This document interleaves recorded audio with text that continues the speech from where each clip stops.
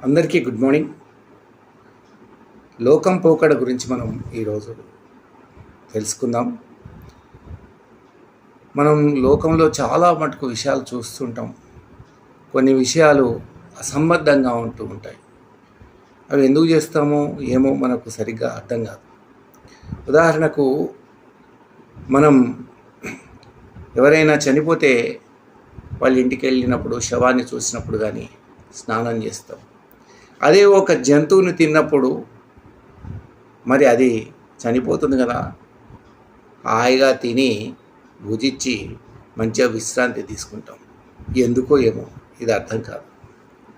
అలాగే ఒక కొవ్వొత్తి ఉందనుకోండి, ఎవరైనా చనిపోయినప్పుడు కొవ్వొత్తి వెలిగించి మనం శ్రద్ధాంజలి ఘటించి వారిని గుర్తు చేసుకుంటాం.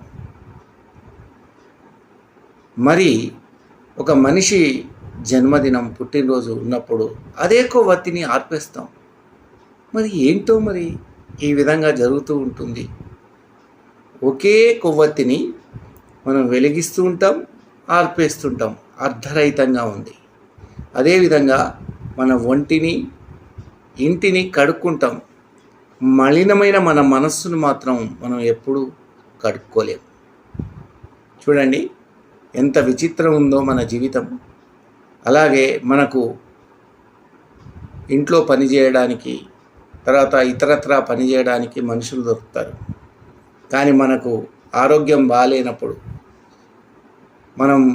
మనకు రోగాలు వచ్చినప్పుడు ఇదే పని మనుషులు మన అనారోగ్యాన్ని తీసుకోవడానికి ఎవరు రారు.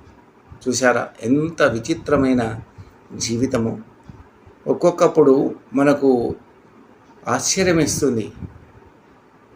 ఏంటి, శవాన్ని ముట్టుకొని వచ్చి మనం స్నానం చేయటం ఏంటి, అదే జంతువుని చంపి మనం తినటం ఏంటి స్నానం చేయకుండా, మళ్ళీ దాన్ని భుజించి ఎంతో చక్కగా ఉందని లొట్టలేస్తూ ఉంటాం.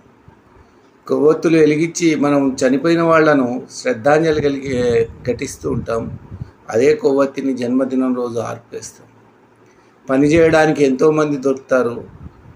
మరి ఆరోగ్యం బాగాలేనప్పుడు ఆ బాధను పంచుకోవడానికి ఎవరు దొరకరు. ఇంటిని, వంటిని కడుక్కోవడానికి మనం ప్రతిరోజు చేస్తాం.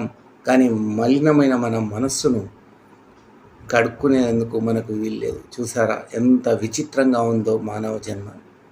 మరి దీన్ని మీరు ఆస్వాదించి, ఆదరించి ఈ వీడియోని లైక్ చేస్తారని ఆశిస్తున్నాను. ధన్యవాదం.